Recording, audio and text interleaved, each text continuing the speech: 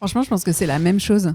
C'est-à-dire que moi, j'ai jamais considéré que je faisais des choses différentes. Je pense que pour les gens, c'est un peu étrange de se dire le marketing ou la direction de l'art et de la culture, c'est très différent de faire de l'histoire de l'art et de l'archéologie. C'est pas différent du tout. En fait, on s'occupe des hommes et des femmes et on regarde leur rapport à la beauté et au beau. Donc en fait, moi, j'ai jamais eu la sensation de faire quelque chose de si différent ou de faire un grand écart. Les cosmétiques, c'est fondamental en fait pour les gens. Depuis 100 000 ans, il y a des traces dans toutes les civilisations de pratiques autour de la beauté, de fabrication du corps, de transformation du corps, de soins du corps.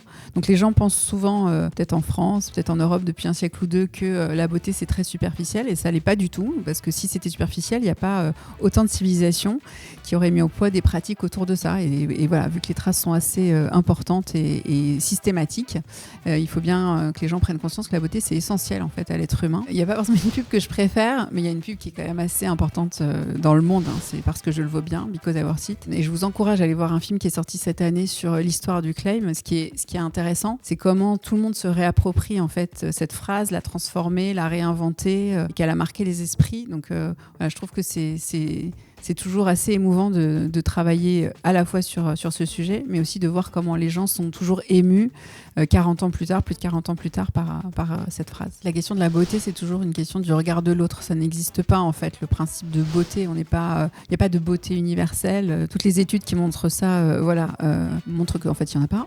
Et donc, la question, c'est toujours de se sentir soi, de prendre soin de soi, d'assumer qui on est. Et on va paraître beau dans le regard de l'autre en fait. C'est pas une question de symétrie ou de je ne sais pas quel nombre d'or. Voilà, en France, on dit cette personne a du charme. On reconnaît tous que des gens sont beaux sans avoir ces traits parfaits justement qui sont censés être les canons absolus. Un maquillage chez les hommes, c'est pas une tendance nouvelle.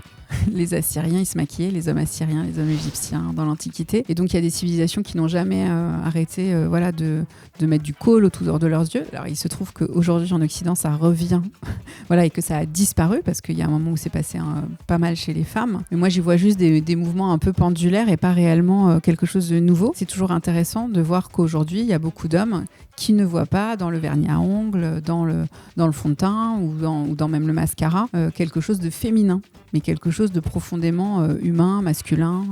Voilà, donc ça c'est toujours super intéressant d'écouter ces gens en parler.